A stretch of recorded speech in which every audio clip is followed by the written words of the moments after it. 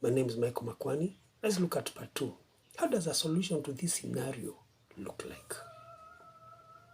You have arid lands in a place like Uganda that is 4%, 10% of the land. In a place like Tanzania is 20 to 30% of the land. In a place like Kenya is 70 to 80% of the land. You're born there. As you have seen, there's no guarantee for income or for food at the homestead level. How does a solution look like? For this, let me give you a story. Let's change the location where you are, where you're born. Now, I'm born in the highlands. Rain is always, from time immemorial, is over 1,000 millimeters by annum. In Oxin, the colonial government, they were quite enterprising. They look at this amount of rain. So what do they decide? Let's put down a cash crop. So they put, this soil is good, this rain is good, let's put coffee. Soil is good, this rain is good, let's put tea.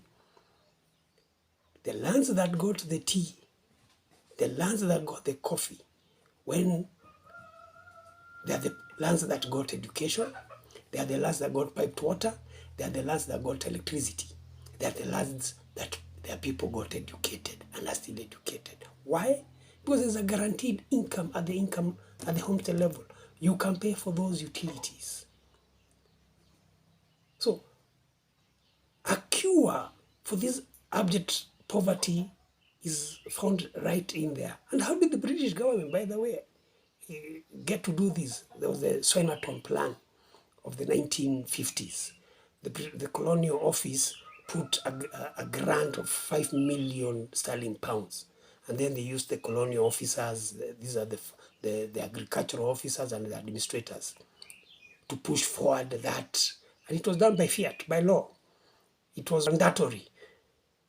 And after you're given the seedlings, you come into a group, you work it out, you do the holes, you plant it. Then they bring the collection centers, and you'll appreciate the collection centers became the cooperatives, later became the banks.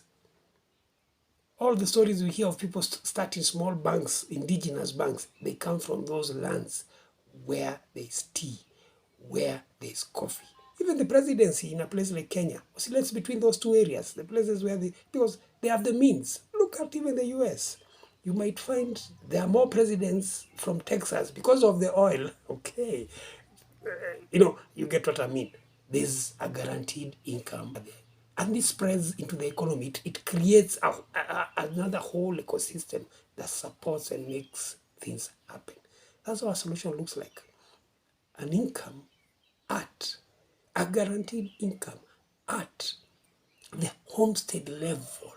This is what makes all the difference. Children go to school, we get clean water, we get electricity, we can take care of our health.